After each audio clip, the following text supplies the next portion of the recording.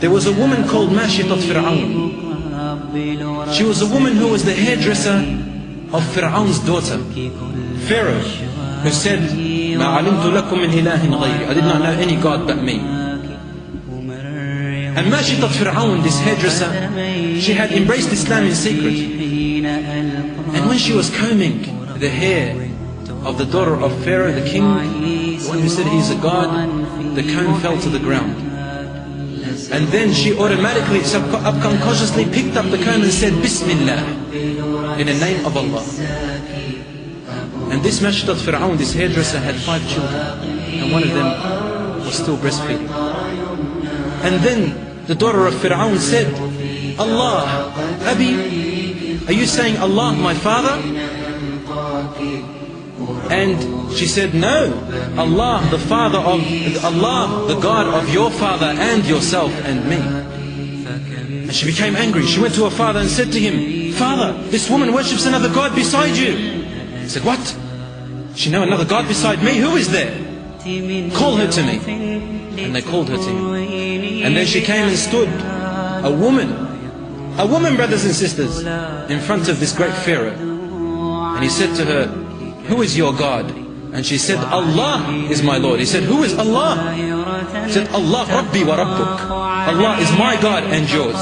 Yes, when she was cornered and put in the place, when she had to answer, she answered. She answered.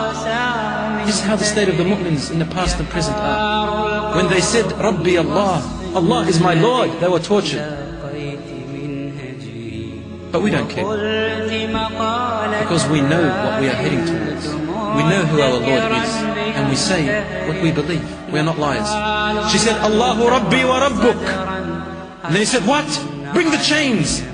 They brought the chains. They began to punish her and whip her. "Who is your Lord?" And she would say, "Allahu Rabbi wa Rabbuk." And so he ordered for them to bring a large container. And then he spilled hot, boiling oil into this container. Large container, like a swimming pool. And then he said, "Bring me all her children." And they brought them one by one. He said, "Worship me, I am your God." She said, "Never." So he brought her first son, and he threw him into the oil. In front of her eyes, his meat and his flesh fell off his body, and then his bone disintegrated. Then they brought her next son, and she was firm, Allahu Akbar, and they burnt him. She could not stop him. And then her third, and then her fourth. Then finally her fifth, he was on her arm, and she was about to pull back.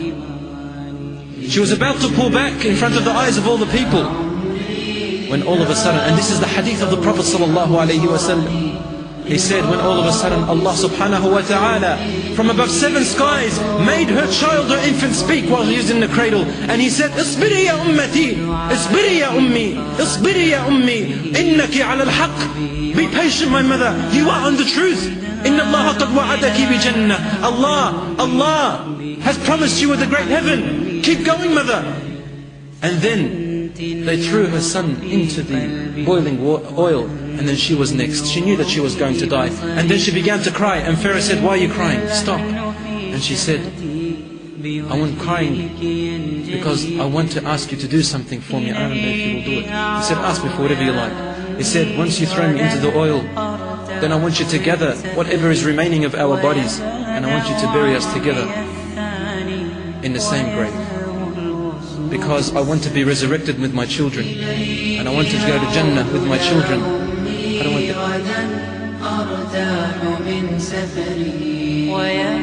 that."